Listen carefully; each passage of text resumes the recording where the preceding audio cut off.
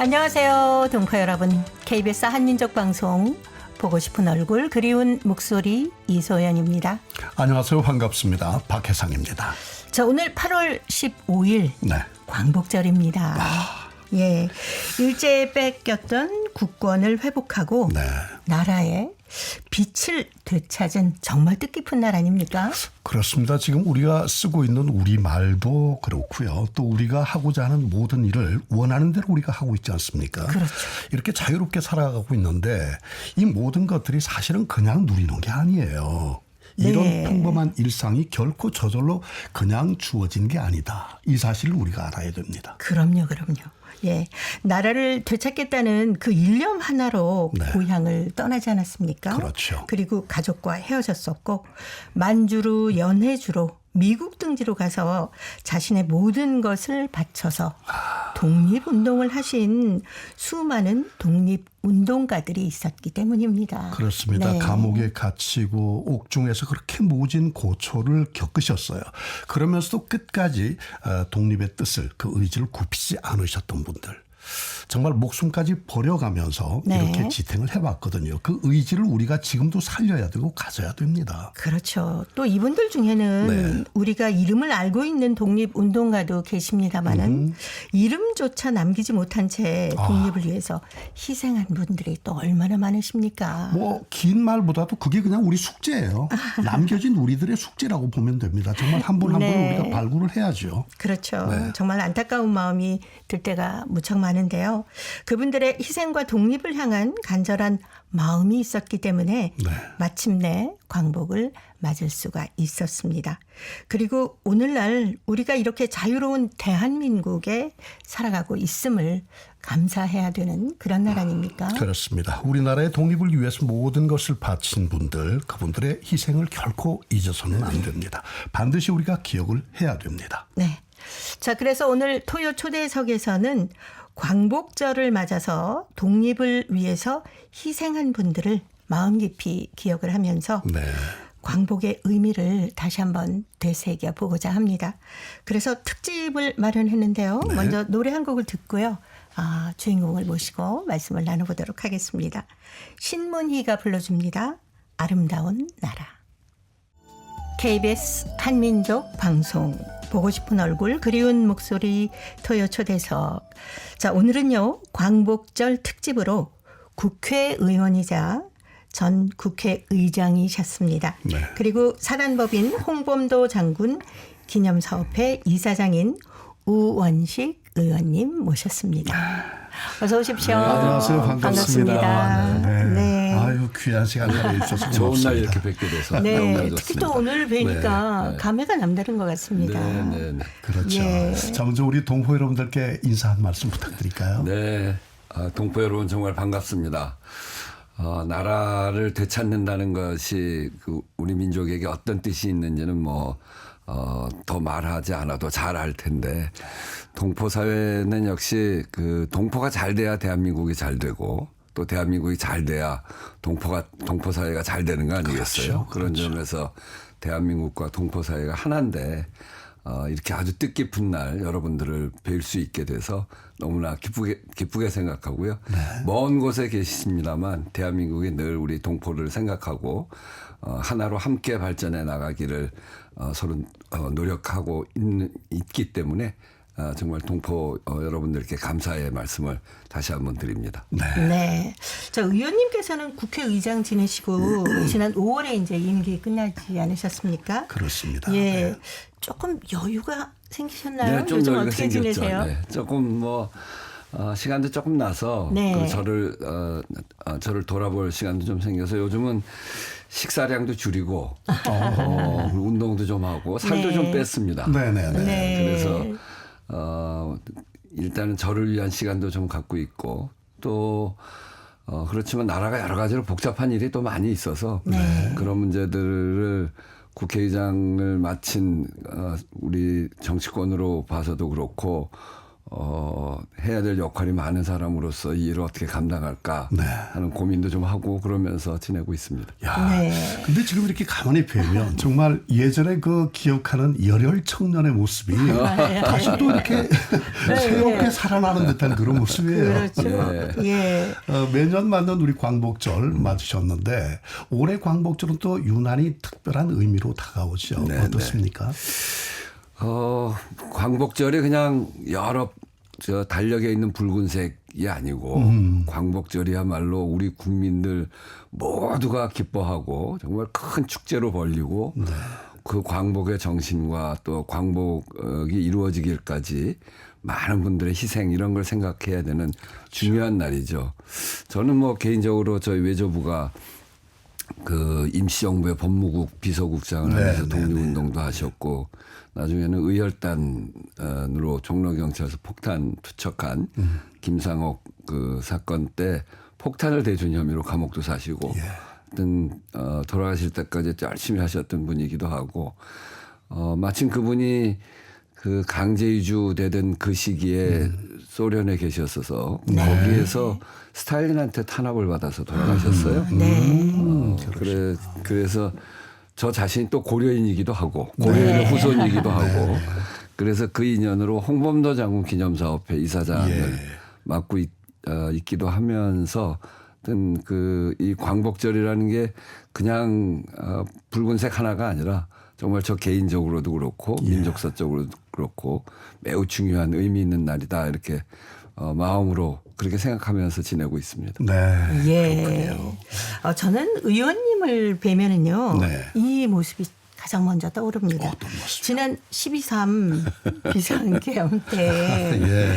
해제 결의안을 통과시키면서 우리나라 국민들을 안심하게 해주셨잖아요. 온 국민이 저 화들짝 그때 놀라셨죠. 심정이 어떠셨을지 제일 궁금합니다. 뭐 저도 국민의 한 사람으로서 네. 그리고 식민지를 겪은 나라 중에 선진국이 된 유일한 자랑스러운 안정된 대한민국에서 네. 이런 비상계엄이 있으리라고는 생각도 못했는데 너무나 놀랬죠.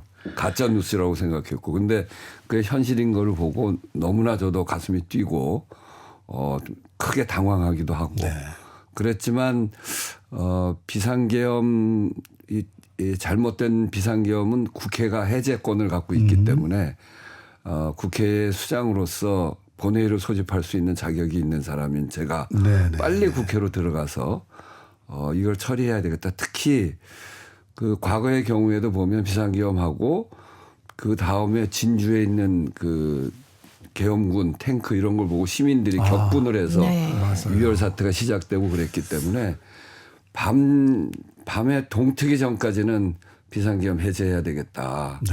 두 번째는 비상계엄을 한 윤석열 대통령이 검찰총장 출신이고 또 그 주변에 법조인들이 워낙 많아서 민주주의는 내용도 중요합니다만 절차가 굉장히 중요하잖아요. 그렇죠. 네. 절차가 틀리면 다 무효가 되기도 하고 그래서 동트기 전에 끝내야 되겠다. 절차를 잘 지켜야 되겠다. 이런 생각만 가지고 국회로 들어갔죠. 네. 말씀 들으면서 당시에 뉴스에서 비춰지는 우리 우원식 의장님의 그 결연한 모습들이 자꾸만 이렇게 떠올라요. 예. 국회의장으로 재임할 당시에도 독립운동 정신을 계승하는 그런 활동도 많이 하지 않으셨습니까? 저는 이제 우리나라가 세계에서도 자랑하는 민주주의가 확립된 나라다 이렇게 생각해요. 근데 그 민주주의 확립이 그냥 제도로서만이 아니라 국민들이 위기 때마다 단결하고 위기를 극복해온 역사가 있기 때문에 국민들의 힘이 아주 단단하게 이렇게 딱 결집돼 있기 때문에 민주주의가 되는 거라고 보거든요. 이제 그런 점에서 보면 그 민주주의의 출발은 우리가 나라를 뺏겼을 때 나라를 되찾기 위해서 정말 애쓴 사람들 그분들이 바로 민주주의의 출발이고 우리 국가의 정통성이다 이렇게 생각을 해요. 그래서 독립운동을 잘 기르는 일은 굉장히 중요한 일이라고 생각을 하고 있고 저는 특히 이제 어제 그러니까 오늘 광복절이니까 광복절 전야제를 처음 시작했어요. 아, 그렇죠. 국회에서. 맞아요. 재작년에 윤석열 대통령 때 독립기념관장을 뉴라이트 좀 이상한 사람을 임명을 하는 바람에 아주 난리가 났잖아요. 네네. 광복절 행사가 둘로 쪼개지고 둘로 갈라져서 그걸 보면서 광복절 행사를 왜 정부에다가 맡겨서 하지? 국회도 나서서 해도 되는데 또 그리고 왜 광복절 행사를 정부만 하냐? 우리 민족으로 보면 가장 기쁜 날인데 국민 축제로 해야지. 네. 그런 생각이 들어서 그때 그 광복절 재작년에 광복절 행사의 그 아주 우울한 모습을 보면서 국회에서 하자. 그것도 네. 광복절 전날 국민 축제로 하자. 네. 그래서 생각을 해서 그때부터 준비해서 작년에 전야제로 했는데요. 한 3만 명 들어왔어요, 국회. 네. 국회 최대 축제가 됐고 그렇죠. 아주 마침 이제 예산도 저희만 갖고 있었던 거에다가 네. 새로운 정부 들어서면서 보훈부가 갖고 있었던 광복절 예산도 조금 더 같이 모아가지고 큰 아주 좋은 가수들도 모시고 많은 국민들도 모시고 사실은 그 국민들이 민주주의 지키기 위해서 애썼던 국민들이어서 고맙다는 표시도 할 겸해서 그 전야제를 만들었는데 너무나 큰 축제가 돼서 네. 아주 저로서도 굉장히 기쁜 행사였습니다. 네. 그때 그거 하면서 아까 말씀하셨던 이름 없이 빛도 없이 쓰러져가는 네, 우리 맞아요. 독립 운동가들, 독립군, 광복군 그런 분들을 잘 새겨야 된다. 네. 맞습니다. 이 민주주의 운동할 때도 보면 저 같은 사람은 이번 과정이 어디에 역사에 남는데 여의도에 비상기업하고 탄핵하고 가정에 여의도에 매일 그 추운 겨울에 왔었던 분들은 이름이 어디 남지 않거든요. 그야말로 이름 없는 별들이죠. 네, 그냥 네. 그런 일이 있었다는 것으로만 알려지는데 그분들이 바로 연해주 만주에서 총 들고 싸웠던 우리 독립군들이고 이름 없이 빛도 없이 고난을 당했던 우리 독립 선열들 아니겠어요? 그래서 독립기억광장을 만들었죠. 예, 예. 네, 그거는 이름 들어갈 때 보면 이름 없이 빛도 없이 무명 독립의병 독립군 광복군의 비입니다. 네. 그래서 그분들 기리려면 거기서 그래서 우리나라의 정체성으로서 당연히 독립운동의 중요성을 잘 밝혀나가고 또 거기에 참여하신 분들을 잘 규명해서 우리의 독립 영웅으로 만들고 하는 일은 국가가 제대로 서 있는 한 계속 해야 되는 일이죠. 그렇죠. 네. 근데 집무실 안에서 실제로 보신 분들의 말씀 들으니까 홍범도 장군 부조상이 있더라고요. 네. 그건 무슨 말씀인가요? 네, 제가 이제 홍범도 장군을 워낙 존경합니다. 네네네. 다른 것보다 이제 우리 무장 독립운동가 장군님이시기도 한데 네. 그분의 삶이 일주일 만에 어머니가 돌아가시고 9살 때 고아가 되고 그래서 머슴 생활을 하다가 신계사의 식객승이 되고 군대 나팔수를 하고 백두산 호랑이 잡는 포수를 하다가 포수대를 중심으로 해서 그 대한독립군을 만든 거거든요. 그러니까 그분이 돌아가실 때까지 그 독립운동 전체가 폼나고 멋있는 장군으로서가 아니라 한 명의 병사로서 근데 지략도 있고 하니까 작전을 짜고 지휘하고 하는 역할을 했지만 이 총알이 떨어지면 부하들이랑 함께 노동하고 탄광도 가서 돈 벌어서 총알도 사고 그리고 어려운 친구들 돕고 그러면 평생 그분들하고 같이 했던 우리 민중의 한 사람이었고 그런 리더십의 사람이어서 제가 워낙 존경해서 그리고 제가 기념사업회 이사장이기도 하고 유해 모셔오기도 하고 그랬더니 이제 어느 작가가 국회에다 기증을 해주셨어요. 기증을 해주신 거예요. 예. 그러셨군요. 이제 국회의장 퇴임 후에 행보에 굉장히 관심이 많았습니다. 홍범도 장군 기념사업회 제4대 이사장으로 이제 취임하셨는데 감회를 또 들어보지 않을 수가 없네요. 네, 그 3대는 제가 이제 국회의장이 되면서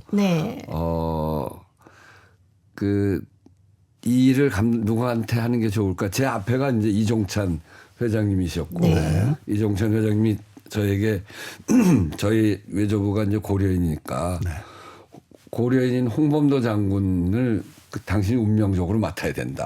고려인의 후손이니까. 네네. 그래서 이제 제가 맡아서 하다가 제가 의장 되면서 네. 할 수가 없어서 박홍근 의원에게 네. 그 일을 맡겨서 3대 삼대. 이사장을 네. 했는데 그분이 또 기획예산처 장관이 되면서 할 수가 없게 되고 네. 마침 제가 의장을 관두게 이제 그 의장 임기가 끝나게 돼서 그런데 이제 거기 아주 중요한 일이 제가 계획했던 일이 남아 있는 게 있어요. 네. 어느 한 분의 기념관 이런 게 아니고 우리나라가 외세와 싸웠던 일본 특히 일본과 싸웠던 그 역사 전체 기간 동안 총을 놓고 있었던 적이 없습니다. 동학농민 전쟁의 2차 봉기, 네. 그 외세가 들어오는 걸 막으려고 다시 봉기했던 2차 봉기에서부터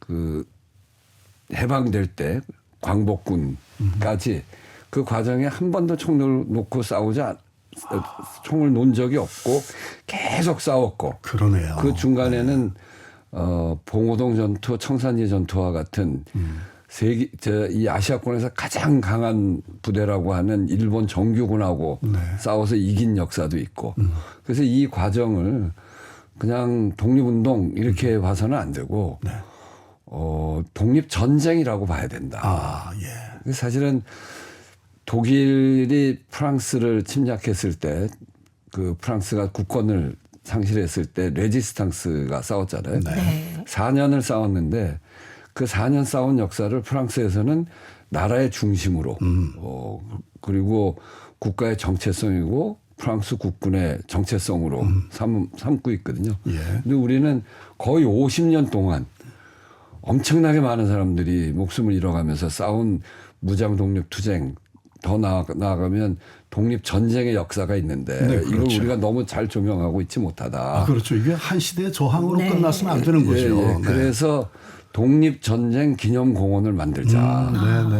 그래서 그 독립전쟁 기념공원 만드는 일을 시작을 했습니다. 예. 그래서 그 일이 홍범도 장군 기념사업회가 이제 제가 홍범도 장군을 모셔오는 그 과정부터 독립전쟁 기념공원을 만들자는 주장을 하고 네.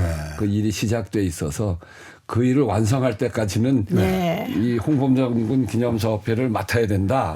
그래가지고 그 일을 다시 맡았죠. 잘 돌아오셨습니다. 근데 정말 이야기가 깊이 들어왔는데 홍범도 장군 기념사업회를 아직 정확히 잘 모르시는 분들이 혹시 계실 것 같아서 네. 좀 소개를 부탁드리겠습니다. 네, 그리고 홍범도 장군 기념사업회는 앞에서도 말씀드렸습니다만 특별한 장군이죠. 아주 서민 출신의 네.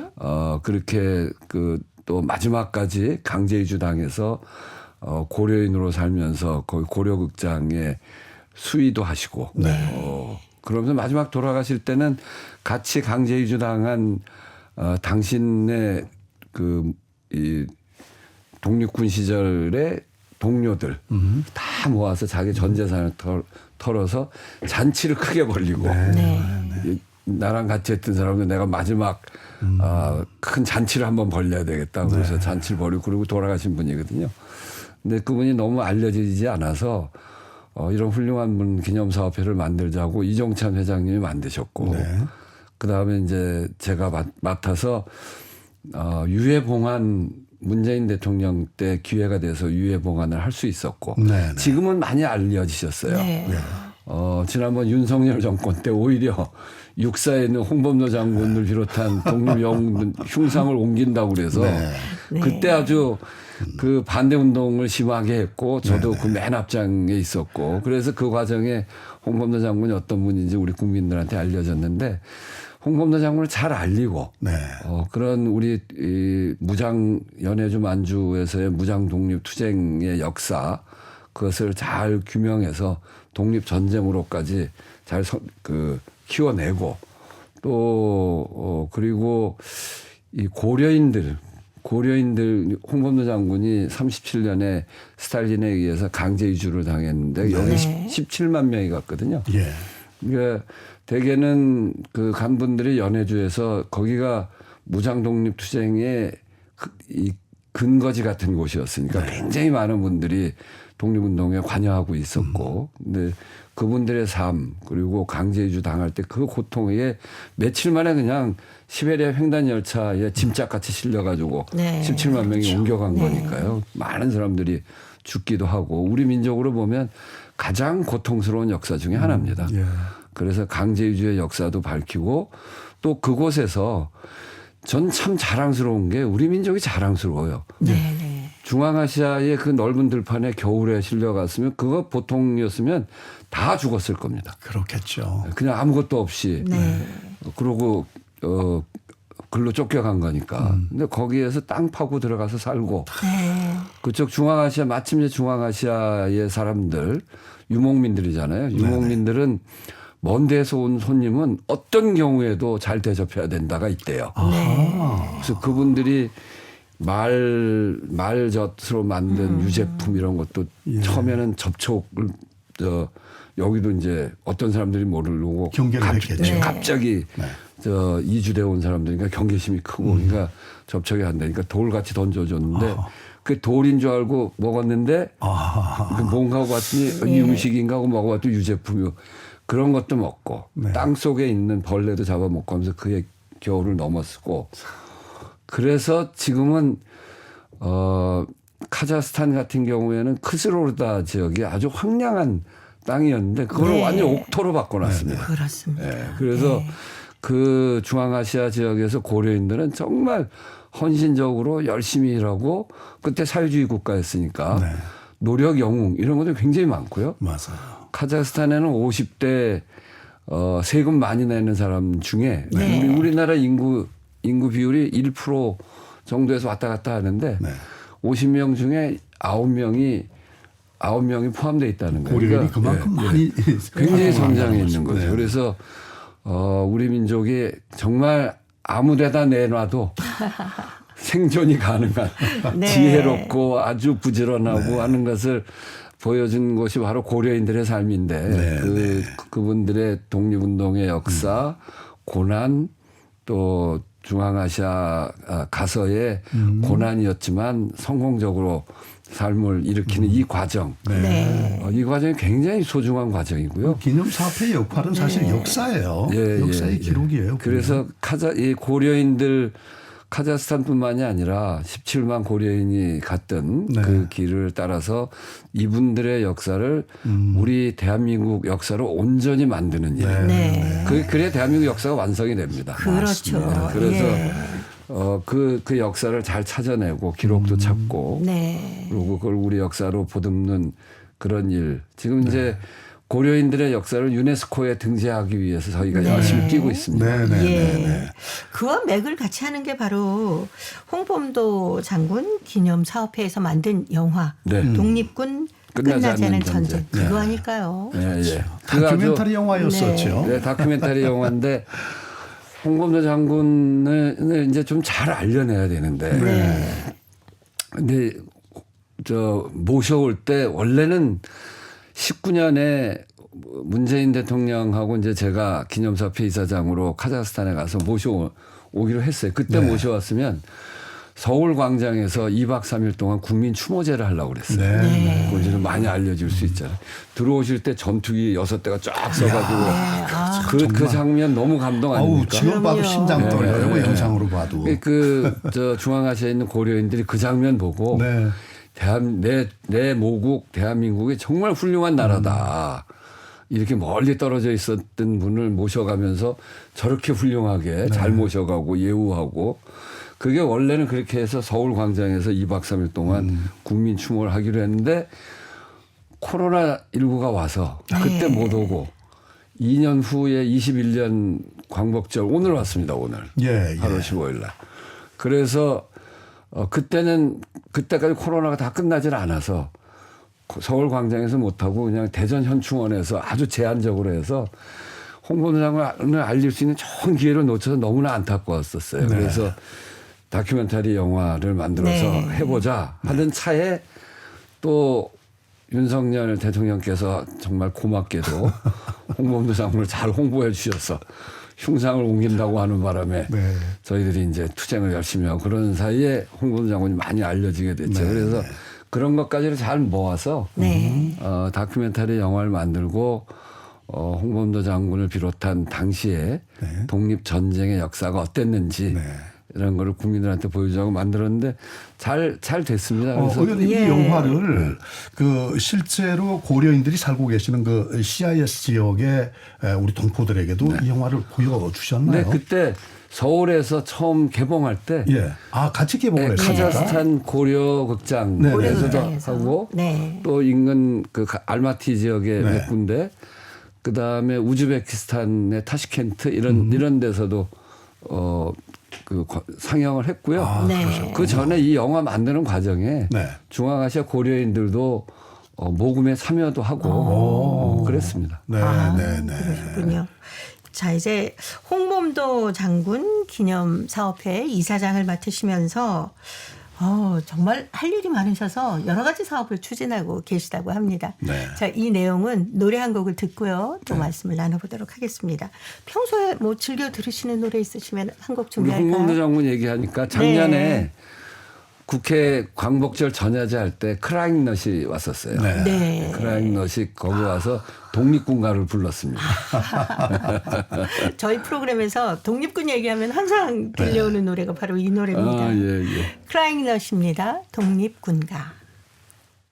동포 여러분과 함께 더불어 살아가는 세상 이야기를 듣고 있습니다. 토요 초대석 광복절 특집으로 오늘은 국회의원이자 전 국회의장이셨습니다. 그리고 사단법인 홍범도 장군 기념사업회 이사장을 맡고 계신 우원식 의원님과 함께하고 있습니다. 네. 예. 의원님 말씀을 들으면서 궁금한 게 생기더라고요. 네. 좀 전에 그 홍범도 장군 기념사업회 여러 가지 하실 일 중에서 첫 번째 과제가 독립전쟁 기념공원 조성이라고 네. 하셨거든요. 대충 얘기는 해주셨는데. 말씀을 해주셨는데 장소가 어떻게 되는지 아, 장소요? 어디다 저희가 또 만드실 알아야지 건지. 또 그걸 갈랬습니까? 아주 의미 있는 곳으로 했습니다. 네. 지금 이제 용산공원이 이제 우리한테 넘어왔잖아요. 네. 용산공원이 역사적으로 보면 우리나라를 침략한 외국 군대들이 주둔하던 데입니다. 청나라가 그랬고 네. 그리고 일본이 그랬고 또 뭐 침략은 아닙니다만 뭐 미국이 거기 있었고 외국 군대가 있었던 곳이죠. 그러네요. 그 용산공원 안에 일본군 막사가 그때 잘 지어져서 보전 건물로 되어 있는 게 여러 개 있습니다. 네. 그 중에 일본군 막사 하나를 큰 걸 정해서 네. 그거를 독립기념관으로 하고 네. 그리고 그 주변을 공원으로 이렇게 만드는 게 그 용산공원 안에 있는 겁니다. 네. 그게 제일 뜻깊겠더라고요. 그러네요. 일본군 막사를 네네네. 독립전쟁 기념관으로 쓰는 게 네. 예. 아마 많은 국민 여러분들이 언제 만들어지나요? 지금 용역 중입니다. 예, 기다리고 계실 것 같습니다. 그리고 이제 두 번째가 이 독립전쟁의 역사가 대한민국 국군의 뿌리이자 정체성으로 자리 잡을 수 있도록 네. 제도적인 기반 마련을 하겠다라고 하셨는데 말씀이 조금 이건 또 어려워요, 어떤 그죠? 내용입니까? 이제 그건 뭐냐면 아까 얘기했지만 레지스탕스가 그 프랑스 독일한테 예. 국권을 뺏겼을 때 침략당했을 때 레지스탕스가 4년 동안 싸웠는데 네. 그거가 지금 프랑스의 아주 중심적인 정신이거든요. 네. 프랑스 국군의 정체성이기도 하고. 근데 예. 지금 우리 군은 그렇지 못합니다. 그렇지 못하기 때문에 육사에 있는 그 독립 전쟁 영웅들 네. 5분 계셨는데 그거를 윤석열 대통령이 육사 바깥으로 빼라. 거기에 저항에 부닥치니까 그럼 홍범도는 빼고 나머지 사람은 박물관으로 넣어라. 이렇게 얘기를 했던 거거든요. 그러니까 우리 육사도 그렇고 우리 군의 정체성이 어디에 있는지 그게 불분명하단 말이죠. 네. 당연히 우리 국군의 뿌리는 우리가 가장 어려울 때 싸웠던 우리 군의 뿌리를 둬야 되는 거 아니겠어요? 네. 그러니까 그렇죠. 나라를 뺏겼을 때 일본군 우리 침략했던 일본군과 싸웠던 우리 독립군, 광복군을 뿌리로 둬야 되는 거죠. 네, 네. 그렇게 이 앞으로도 흔들리지 않게 하려면 제도를 바꿔야 되는데 네. 국군조직법 이런 법령에 국군이 독립군과 광복군의 정신을 이어받았다. 이렇게 정하자. 네. 우리 헌법이 임시정부의 법통을 이어받은 이게 헌법 전문에 새겨져 있잖아요. 네. 그것처럼 국군 조직법에 우리 국군은 독립군, 광복군. 그러니까 임시정부가 조직한 군대가 독립군, 광복군이니까 네. 독립군, 광복군의 정신을 이어받아. 이렇게 쓰면 되는 겁니다. 네. 그럼 분명해지는 거죠. 그까지 그게 자부심이죠. 없습니다, 그게. 예. 아, 그렇군요. 그리고 세 번째 과제가 고려인 동포들의 역사를 계승하겠다라고 네, 네. 하셨는데 네. 어떤 방식으로 하실 건지 궁금합니다. 그러니까 이제 아까 그건 이제 말씀을 드렸는데 네. 고려인 역사가 중앙아시아 강제 이주 당하기 전에 예. 연해주 붙어 있었던 네. 블라디보스토크 그 연해주에 모여 있었던 17만 명을 강제 이주 옮긴 건데 고려 극장도 연해주에서부터 있었던 겁니다. 아, 예, 그렇습니까? 그게 이제 강제 이주 당할 때 간판 네. 짊어지고 가가지고 카자흐스탄에다가? 카자흐스탄에 한 거거든요.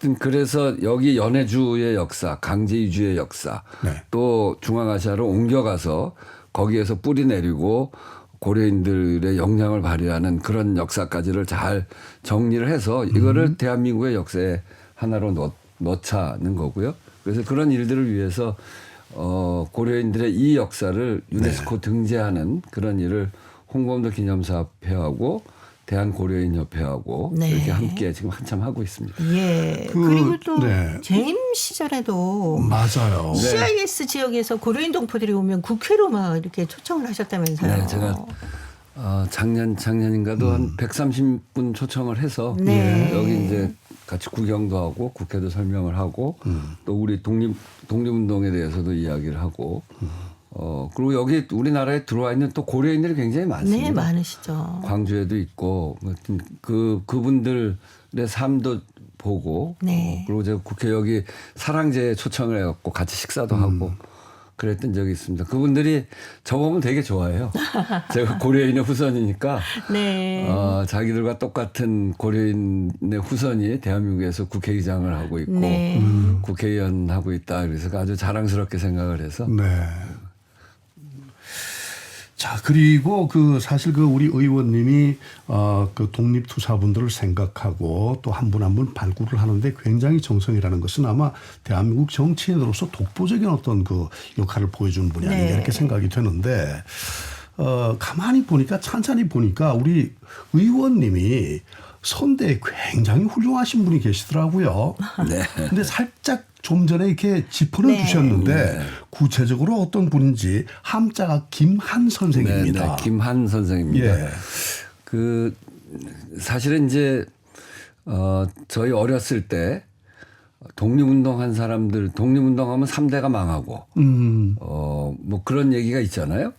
그래서 독립운동하는 게 이 삶에 있어서 그걸 자랑해봐야 뭐 별로 도움도 안 되고 괜히 독립운동하면 사실은 친일파들이 다시 경찰에 다 들어가고 그래서 별로 좋아하지를 않았어요. 그래서 저희 부모님들이 저한테 할아버지 얘기를 안 했어요. 잘 몰랐습니다. 예, 예. 그래서 근데 이제 제가 전두환 때 광주항쟁 1주년을 기념 그 시기에 이제 시위를 하고 감옥을 들어갔는데 감옥에 이제 저희 집안 사람들이 면회를 오잖아요. 저희 이모가 처음 와서 어머니 아버지는 막 우시고 가셨는데 네.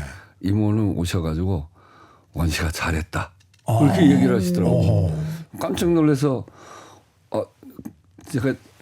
제가 좀 당황했죠. 예. 그랬더니 할아버지가 독립운동 하신 분이다. 그리고 나도 이모부랑 같이 할아버지를 도와서 여러 가지 일을 했던 적이 있다.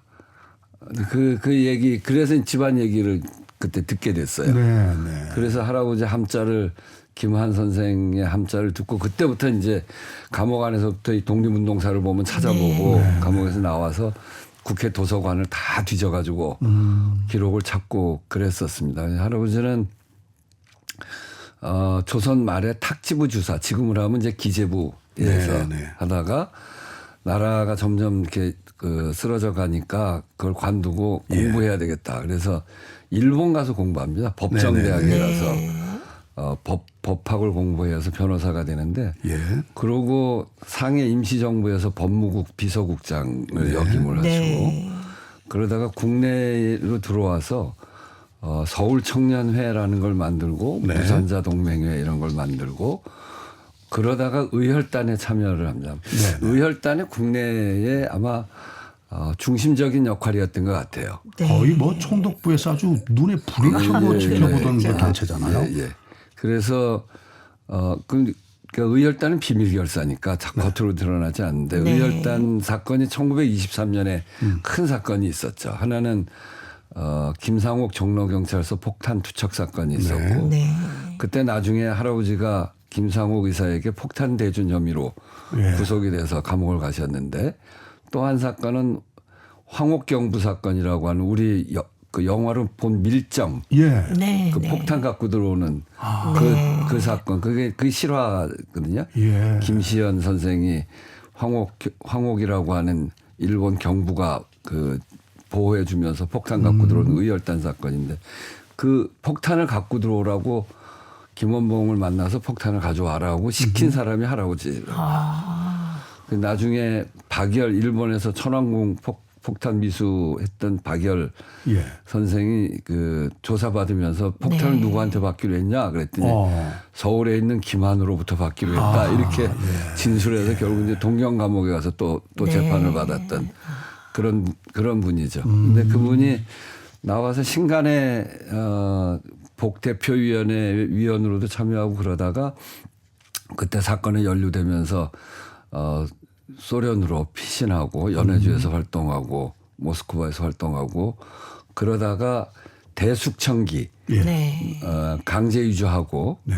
우리 독립운동했던 사람을 스탈린이 한 3,000명 가까운 사람을 밀정 혐의를 씌워갖고 죽였어요. 예. 네. 나중에 스탈린 격하운동 벌어질 때 소련 군사법정에서 이분들은 밀정이 아니고 스탈린의 정치적 탄압이었다. 네. 그래서 스탈린의 정치적 탄압을 받은 고려인들이라는 명단으로 복권이 됐어요. 네. 그 명단이 우리한테도 와서 네네. 그 명단 안에 이제 저희 할아버지가 있죠. 그래서 제가 고려인의 후손입니다. 네네네네. 예. 자, 외할아버지께서는 초대 임시정부 법무국의 비서실장을 지내셨고 비서국장. 비서국장을 지내셨고요. 네네네. 또 의원님께서는 국회의장을 하셨고 어떤 맥이 이어지는 거 아닙니까? 근데 아니 정말 근데 예. 독립운동가 후손이 우리나라의 국회의장을 하신 예가 제 처음이죠. 없으시죠 여지껏. 네, 예. 네 그렇군요. 네. 예. 특히 근데 또 참 묘한 인연이요. 예. 할아버지가 김상옥 사건 때 감옥에 가셔가지고 구형을 5년을 받으셨어요. 네. 근데 당시 최후 진술을 아주 그냥 대단하게 하셨더라고요. 네. 동아일보에 최후 진술 요약문이 나온 걸 제가 봤는데 네. 정말 제가 감동할 만한 그런 최후 진술인데 그러니까 일본 입장에서 보면 굉장히 세게 한 거죠. 마지막에 5년 징역은 고사하고 10년이라도 난 달겨받겠다. 네. 우리 대한 사람들의 독립이라는 것을 너희들이 알아만 준다면 10년이라도 달겨받겠다. 이러고 7년을 받으셨어요. 최후 진술 때문에 2년을 더 2년이 받았거든. 더 받으셨군요. 저는 전두환 그 광주 1주년 때 들어가지고 1심에서 1년 받았는데 2심 최후 진술이 세가지고 3년 받았어요. 그래서 우리 어머니가 우리 집안은 최후 진술 때문에 2년씩 더 받는 집안이다. 그러니까 그 의지만 네. 알아준다면 형하고 그렇죠. 관계가 없다는 말씀이죠. 그럼요. 네. 예. 특히 또 올해 재환절 경축식에서 의원님께서 무궁화장을 받으셨습니다. 네네. 예, 좀 늦었지만 축하드리고요. 네, 감사합니다. 어떤 공로로 받으신 건지요? 그러니까 이제 민주주의 잘 지켰다 이런 공로죠. 네. 국회의장 하면서 민주주의를 잘 지키고 그것이 국민들의 삶을 편안하게 했다 이런 게 포상 이유입니다. 네. 특히 또 국회의장 취임 이후에 네. 개헌에도 많은 노력을 네, 기울이지 그렇죠. 않으셨습니까? 저는 이제 우리 헌법 개정이 87년이니까요. 네. 지금부터 39년 됐잖아요. 네. 근데 우리가 이번에 비상계엄 막을 수 있었던 거는 우리 헌법이 민주주의 정신을 잘 그 내용으로 담고 있기 때문에 가능했다 이렇게 생각을 하는데 네.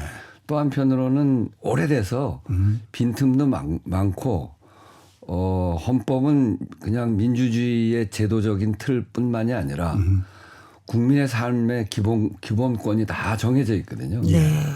그런데 그 39년 전에 만들어진 헌법이기 때문에 지금 우리 국민들이 겪고 있는 여러 가지 문제들, 이를테면 저출생, 고령화, 또 기후위기, 또 이 AI 기술 변화, 이런 것들로 따져보면 그 당시 39년 전, 40년 전, 그때는 생각해보면 가장 머리에 먼저 생각나는 슬로건이 한 명씩만 더 낳아도 삼천리는 초만 원. 맞아요. 2명 낳으면 거지 된다. 뭐 이제 이런 슬로건이 하나만 있을 낳아 때. 잘 기르자 이랬었죠. 예, 그게 이제 제일 좋은 거고. 한 명씩만 더 낳으면 삼천리 초만 원 된다고. 이제 그게 산하 제한 시절이고. 네. AI 시대인데 핸드폰은커녕 삐삐도 없을 때고. 기후 위기는 걱정도 안 하고. 지역의 불균형, 지역 소멸 이런 거 걱정 없을 때거든요. 그런 내용이 헌법에 전혀 규정돼 있지 않아요. 사회적 변화를 전혀 수용하지 그렇죠. 못한 헌법이었죠. 그래서 낡은 헌법이라서 하나는 이 민주주의 정신을 담고 있는 헌법인데 그럼에도 불구하고 자꾸 이 헌법 가지고 이 권력자들이 권력을 더 갖기 위해서 비상계엄 같은 걸 하니까 이걸 아예 꿈도 못 꾸게. 국회가 해제권을 갖는 게 아니고 그러면 해제만 못하면 비상계엄 성공이니까요. 승인권을 줘서 이틀 안에 승인받지 못하면 자동 해제. 이런 조항을 넣어서 국회를 못 막게 만들어. 해제권만 주니까 국회를 막는 거거든요. 들어가지 못하게 하려고. 그러니까 승인권을 줘서 비상계엄 꿈도 못 꾸게 하고 그리고 기본적으로 국민의 기본권을 올릴 시대에 맞게 바꾸는 그런 개헌이 필요하다.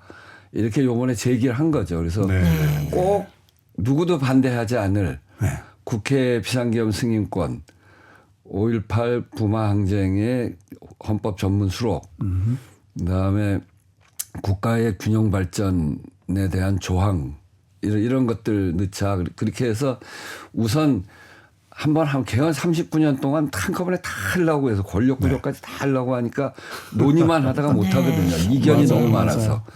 이견 없는 것만 골라서 우선 하고. 그럼 이제 개헌할 수 있는 거네. 이렇게 국민들이 생각할 거 아니에요.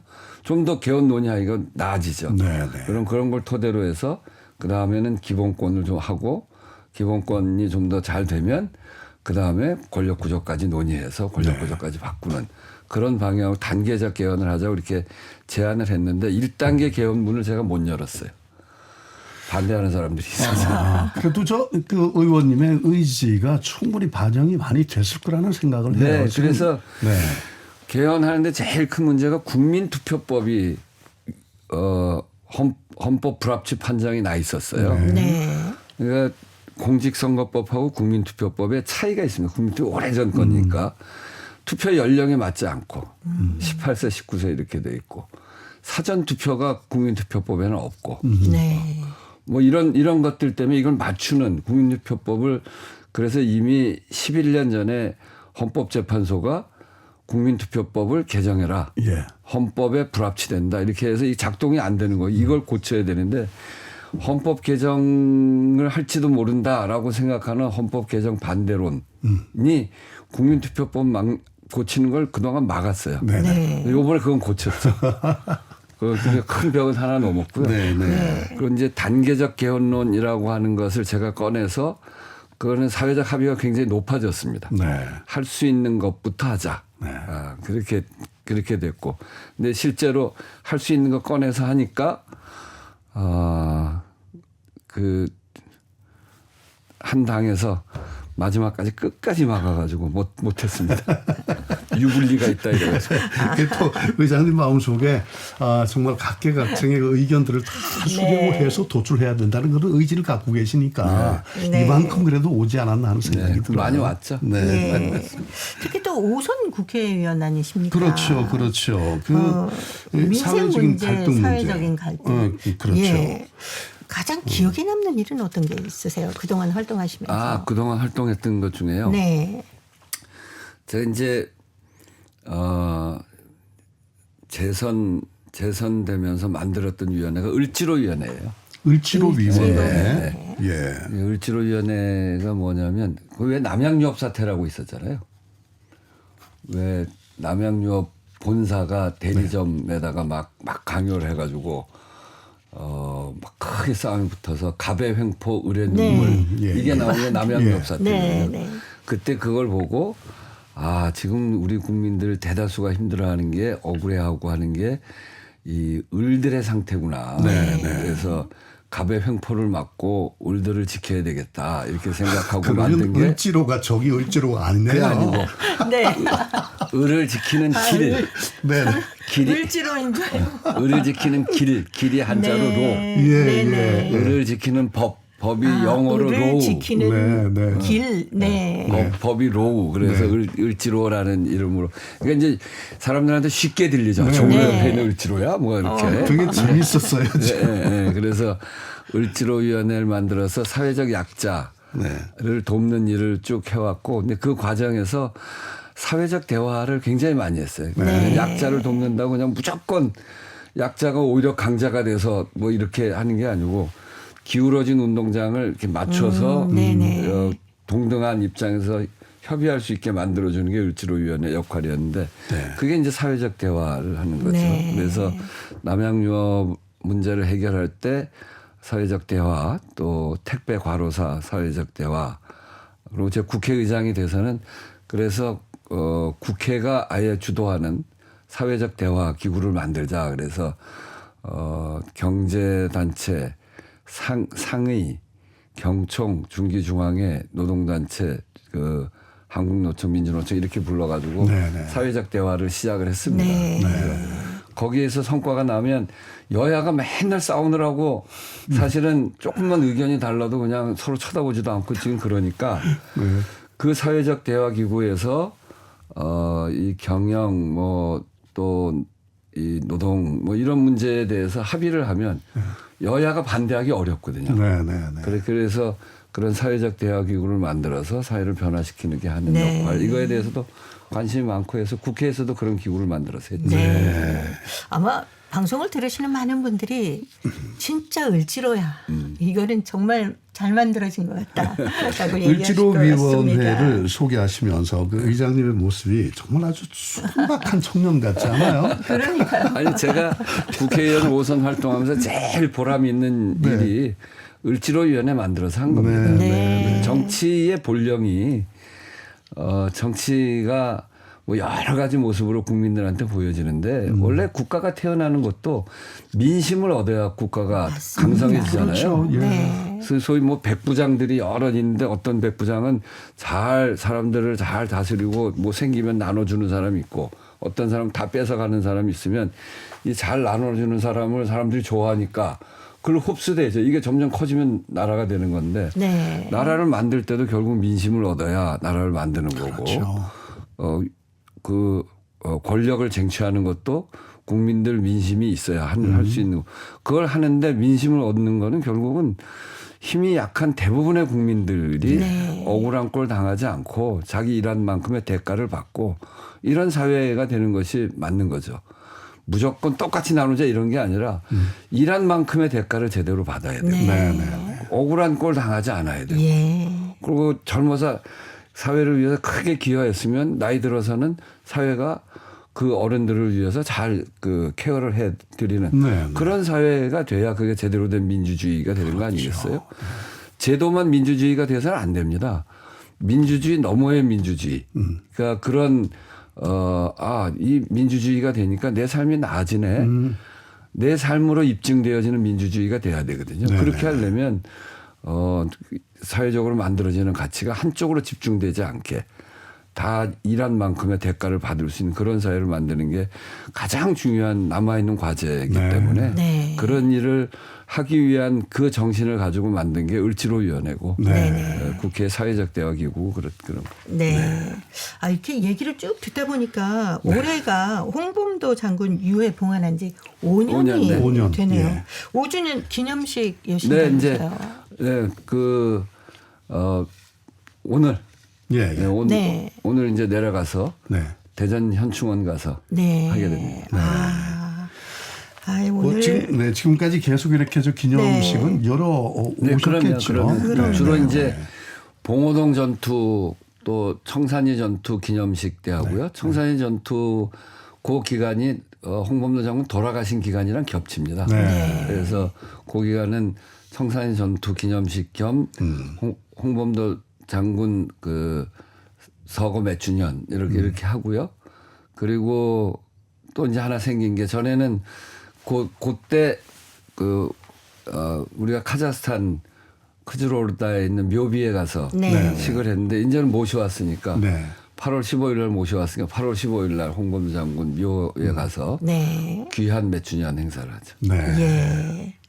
자, 홍범도 장군 기념 사업회가 독립운동의 정신을 계승하는데 정말 큰 역할을 하고 있구나 하는 것을 저희가 정말 오늘 많이 배우기도 했습니다. 그렇습니다. 자, 오늘날 우리가 홍범도 장군의 정신을 어떻게 이어가야 될까요?